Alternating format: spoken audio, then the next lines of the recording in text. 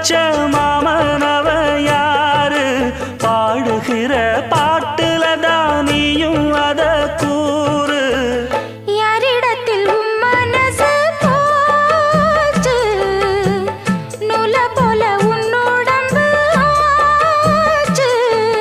பூங்குயிலே பூங்குயிலே கேளு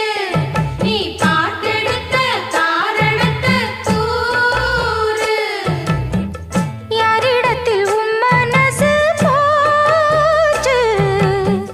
நூல போல உன் உடம்பு ஆச்சு